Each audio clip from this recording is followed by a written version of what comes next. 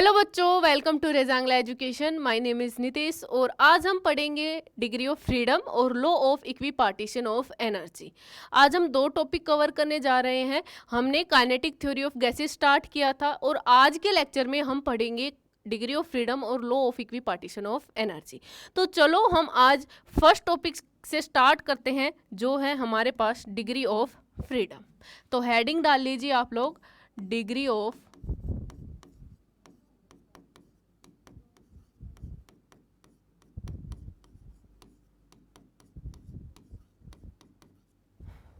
Degree of freedom.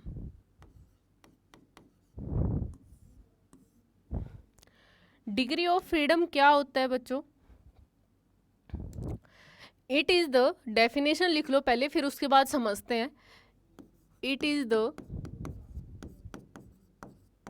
Number of ways in which A molecule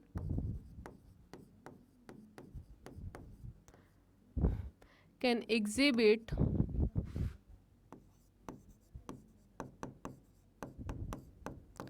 its motion। क्या होगा? ये number of ways होते हैं, कितने वेज से, कितने तरीके से एक मॉलिक्यूल है वो अपना मोशन एग्जिबिट कर सकता है।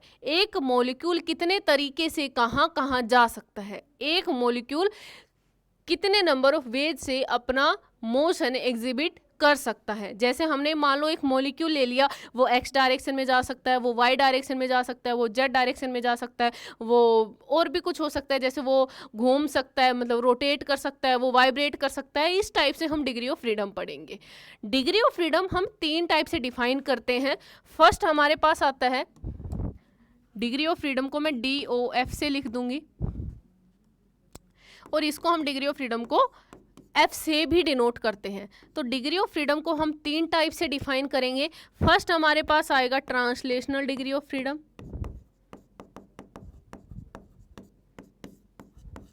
जिसको हम लिखेंगे FT मतलब translational degree of freedom. Second हमारे पास आएगा rotational degree of freedom,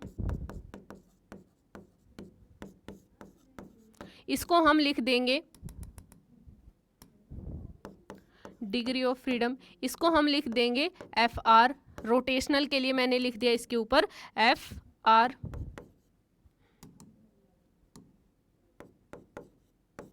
next हमारे पास आएगा एक vibrational degree of freedom.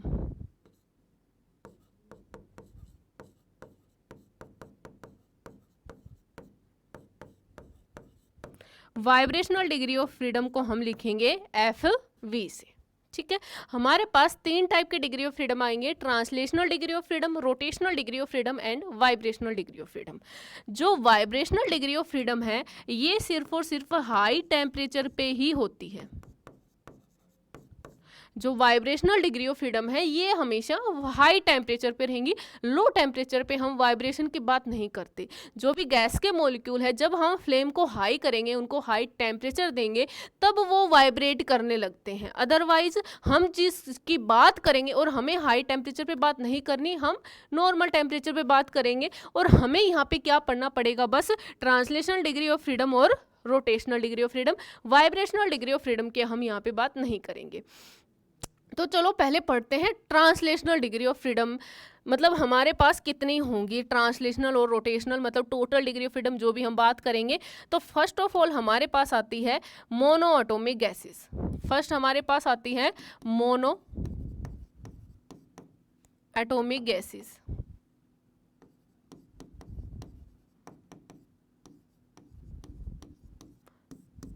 Mono atomic gases कौन कौन सी होती है? जैसे हमारे पास हो गई जो भी इनर्ट गैसेज होंगी, जो आपने केमिस्ट्री में पढ़ी होंगी, नियोन हो गई, हीलियम हो गई, आर्गन हो गई, जिनोन हो गई, ये सब कैसी, क्रिप्टोन हो गई, ये सब कैसी गैसेज हैं? इनर्ट गैसेज है और ये मोनो एटॉमिक गैसेज हैं। तो एग्जाम्पल के लिए आप लिख सकते हो, जैसे हीलियम हो गई हमारे पास, नियोन हो गया हमारे पास, क्रिप्टोन, जिनोन, आर्गन, कुछ भी हो गया है ना। जो भी इनर्ट गैसेज हो गई वो कैसी हो गई हमारे पास? Mono atomic gases. अब इनकी डिग्री ऑफ फ्रीडम क्या होगी? एक तो इनके पास ट्रांसलेशनल डिग्री ऑफ फ्रीडम होगी और एक rotational degree of freedom. Translational degree of freedom की पहले बात करते हैं। इनके पास कौन कौन सी होंगी? इनके पास हमारे पास आ गई एफ, इनके पास होगी एफ को हम क्या लिख सकते हैं? F T plus F R. पहले एफ टी की बात करते हैं। ट्रांसलेशनल मतलब जो भी मोनोएटॉमिक गैस है वो किस टाइप से जा सकते हैं, अपना मोशन कैसे कवर कर सकती, कैसे जा सकते, अपना मोशन कैसे एग्जिबिट कर सकती है। जैसे कोई भी एक, जैसे 1D में जैसे हम लोग चल रहे हैं तो हम 1D में चल रहे हैं, है ना, 2D में भी चल सकते हैं, जैसे कोई या फिर 3D में कोई इंसेक्ट है वो 3D में जा रहा है। तो ये हो गई कि नंबर ऑफ वेज की जो भी हमारे पास इनर्ट गैसेज है, जो भी गैस के मॉलिक्यूल है वो एक्स डायरेक्शन में भी जा सकते हैं, वाई डायरेक्शन में भी जा सकते हैं और वो जेड डायरेक्शन में भी जा सकते हैं। तो ये हो गई कि वो कितने ट्रांसलेशन है ना। आप लोगों ने 11th क्लास में मतलब आप लोगों ने वर्ड सुना होगा न्यूटन्स लॉ, जब भी हमने पढ़े थे, मैकेनिक्स पढ़ा था, ट्रांसलेशन और रोटेशन। ट्रांसलेशन मतलब 1D 2D 3D में चलना, है ना, और रोटेशन का मतलब रोटेट करना। ट्रांसलेशन मतलब चलना और रोटेशन मतलब रोटेट करना। तो जो हमारे पास इन मोनोएटॉमिक गैसेज होंगी वो एक्स डायरेक्शन में भी जा सकती है, वाई डायरेक्शन में भी जा सकती है और जेड डायरेक्शन में भी जा सकती है। तो इनकी ट्रांसलेशनल डिग्री ऑफ फ्रीडम हो गई हमारे पास 3। और रोटेशनल की बात करते हैं तो मोनोएटॉमिक गैस का जो क्या रोटेट करेंगे, इनमें रोटेट नहीं करती है ना, इनमें कोई रोटेशनल डिग्री ऑफ फ्रीडम नहीं होती है। रोटेशनल डिग्री ऑफ फ्रीडम अगर आप लोगों को ज़्यादा जानना है तो वो हमारे पास काइनेटिक, जो हम आगे पढ़ेंगे, काइनेटिक एनर्जी से भी निकालते हैं। आप लोगों को ये बस डायरेक्ट याद करनी है, आपके सिलेबस में ये कुछ भी नहीं है, तो आप लोग याद कर लीजिए। वैसे भी आपको याद करनी है कि डिग्री ऑफ फ्रीडम किस में कितनी होती है, इससे ज़्यादा कुछ नहीं पूछा जाता है कि इसमें, क्योंकि ये हमारे जब हम आगे पढ़ेंगे, जब हम आगे न्यूमेरिकल करेंगे, उनमें काम आएंगे कि डिग्री ऑफ फ्रीडम इसकी कितनी है, इसकी कितनी है। तो डिग्री ऑफ फ्रीडम हमारे पास जो मोनोएटॉमिक गैस की डिग्री ऑफ फ्रीडम हो गई वो हो गई 3 हो गई। ठीक है, जैसे अगर हम चलो फिर आगे बात करते हैं, law of equipartition of energy वहाँ आएगी तभी बात करेंगे। तो ये हो गई हमारे पास डिग्री ऑफ फ्रीडम हो गई 3 किसी भी एक मोनोएटॉमिक गैस के लिए, क्योंकि इसकी एफ आर जो होगी वाइब्रेशनल भी इसकी 0 होती है, जो इसकी रोटेशनल होती है वो भी 0 होती है। नेक्स्ट बात करते हैं हम डायटोमिक गैस की।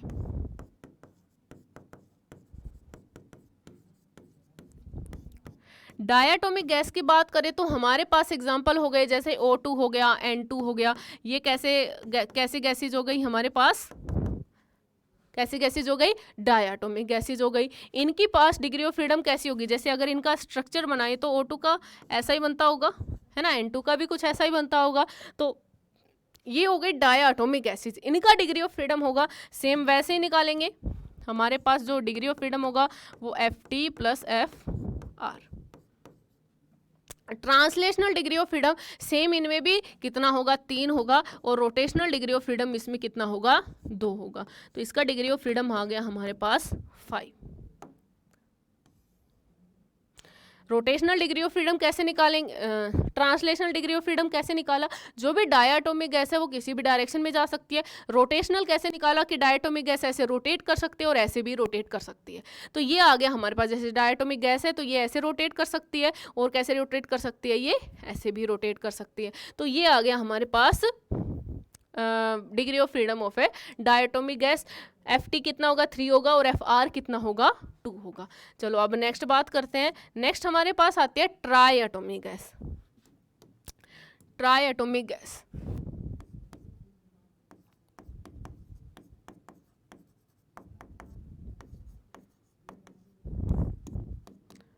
ट्राई एटोमिक गैस की डिग्री ऑफ फ्रीडम कितनी होगी। ट्राई एटोमिक गैस में हमारे पास 2 टाइप की गैसेज आएंगी। एक तो आ गई हमारे पास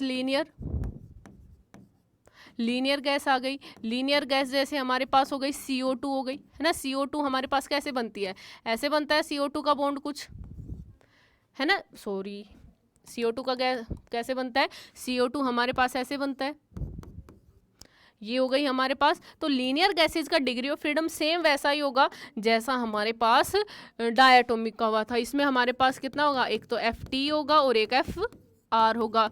FT कितना होगा इसमें, 3 होगा, और FR कितना होगा इसमें, 2 होगा। तो डायरेक्ट याद कर लीजिए, इसका डिग्री ऑफ फ्रीडम कितना होगा, 5 होगा। नेक्स्ट हमारे पास नॉन लीनियर गैसेज आती हैं। सेकेंड आती है हमारे पास non linear gases. Non linear gases में हमारे पास एग्जाम्पल हो गए जैसे आर्गन, है ना।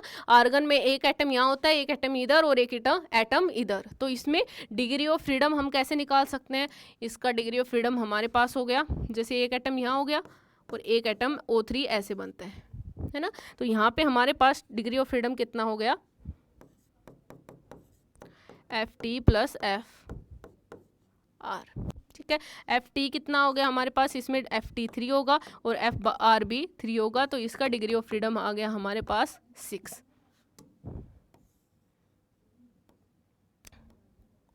तो ये आ गया हमारे पास degree of freedom of all the gases. Monoatomic के लिए डिग्री ऑफ फ्रीडम कितना आया? 3 आया। डायटोमिक गैस के लिए 5 आया। ट्राइएटोमिक में लीनियर के लिए 5 आया और ट्राइएटोमिक में लीनियर के लिए 5 आया और नॉन लीनियर के लिए कितना आ गया? 6 आ गया।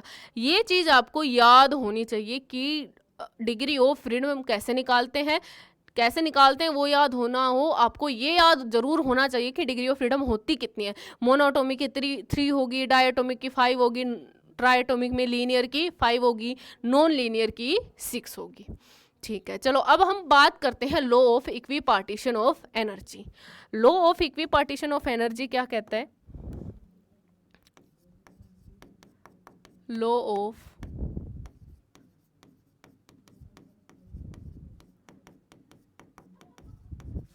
Equipartition of energy.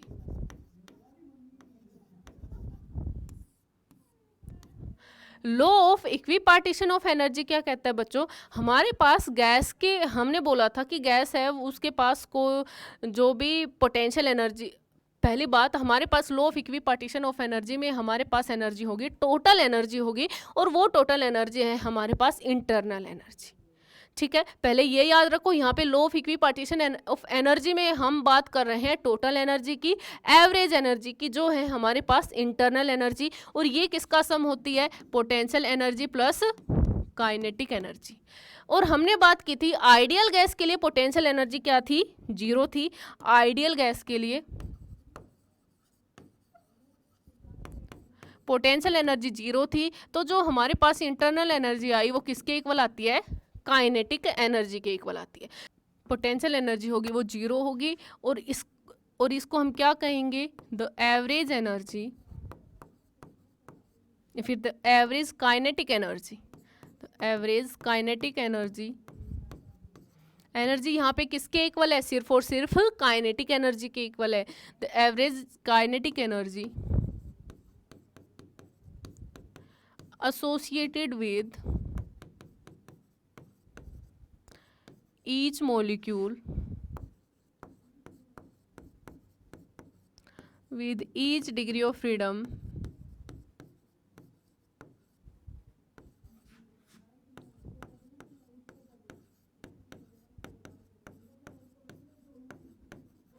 is half kBT।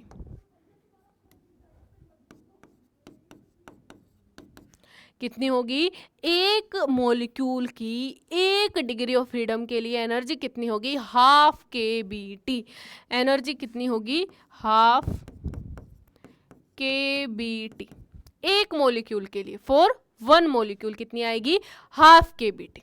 ठीक है, अगर हम हाफ kBT आ गई। अगर हमें लिखना है कि एक मोनोएटॉमिक गैस के लिए कितनी आएगी, ये तो एक मॉलिक्यूल के लिए हो गई, 1 डिग्री ऑफ फ्रीडम के लिए, है ना, ईच डिग्री ऑफ फ्रीडम के लिए है। अगर हमें लिखना है for a monoatomic gas, for a monoatomic gas, monoatomic gas के लिए कितनी आ गई हमारे पास? हाफ। कितनी है degree of freedom monoatomic gas के लिए? कितनी है? एक के लिए इतनी है। मोनोएटॉमिक गैस के लिए कितने डिग्री ऑफ फ्रीडम है? 3 डिग्री ऑफ फ्रीडम है। तो ये क्या आ गई हमारे पास? 3/2 kBT। ठीक है, अगर कोई भी एक गैस है जिसकी डिग्री ऑफ फ्रीडम F है, तो उसके पास कितनी एनर्जी हो गई? F/2 kBT। तो यहाँ से हम क्या लिख सकते हैं? यहाँ से हमने लिख दिया कि इफ ए गैस, या फिर ये लिख लो, ए गैस हैज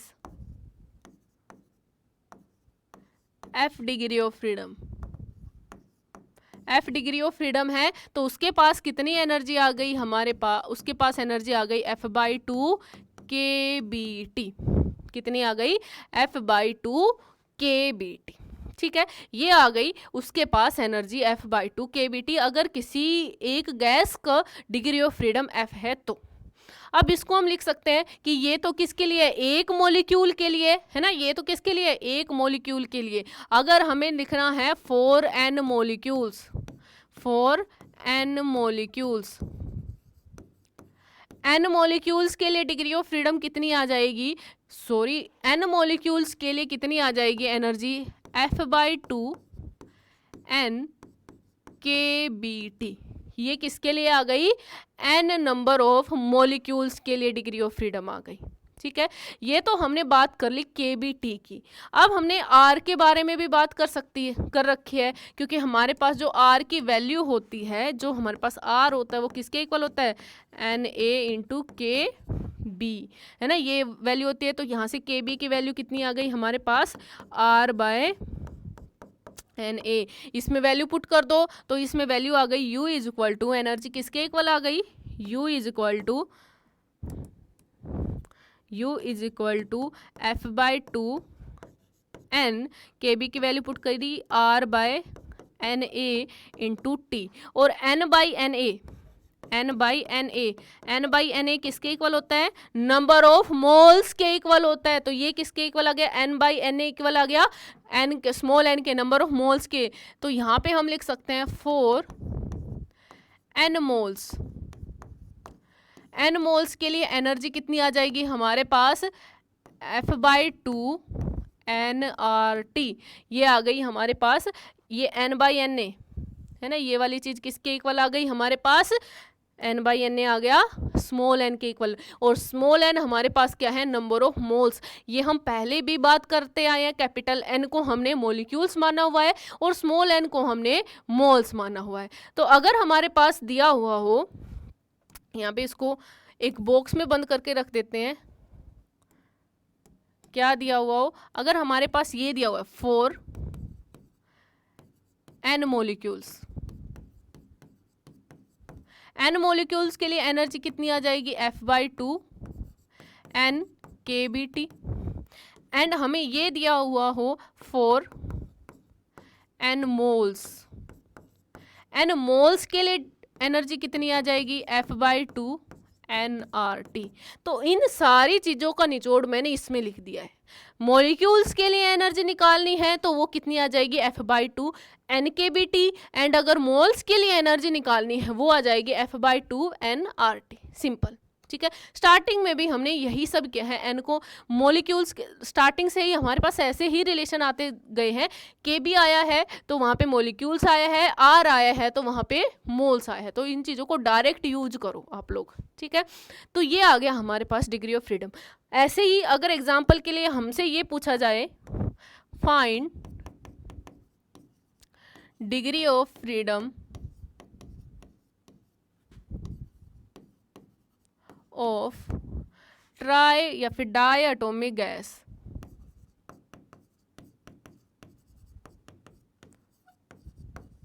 एक डाई एटॉमिक गैस के लिए डिग्री ऑफ फ्रीडम निकालनी है तो हम उसको कैसे निकाल सकते हैं, U is equal to F/2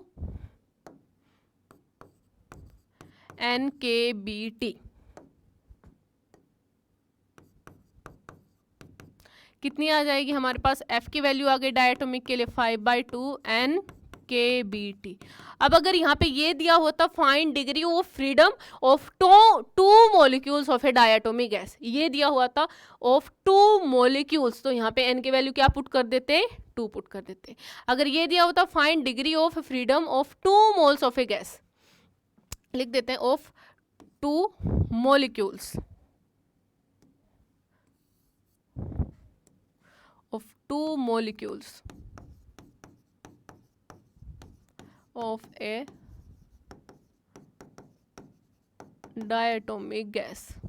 2 molecules दिया हुआ है तो ये यूज कर लो, मोल्स दिया हुआ तो हम F/2 nRT यूज कर लेते। तो n की वैल्यू 2 पुट कर दो तो U की वैल्यू कितनी आ जाएगी हमारे पास, 5/2 इंटू 2 के बी टी, 2 से 2 कैंसिल आउट हुआ, यू की वैल्यू आ गई 5 के बी टी।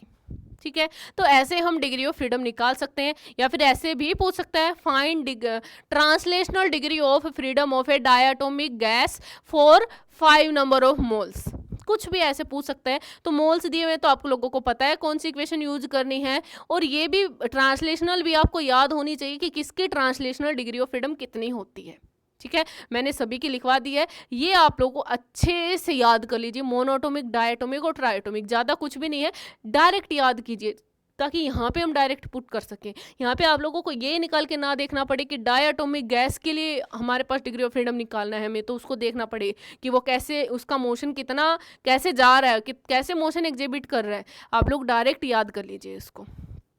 ठीक है बच्चों, तो ये हमारे पास आता है। आज हमने कवर कर लिया है, डिग्री ऑफ फ्रीडम कवर कर लिया है, और law of equi partition of energy cover कर लिया है। तो चलो बच्चों, अब हम मिलते हैं नेक्स्ट लेक्चर में। Bye, thank you.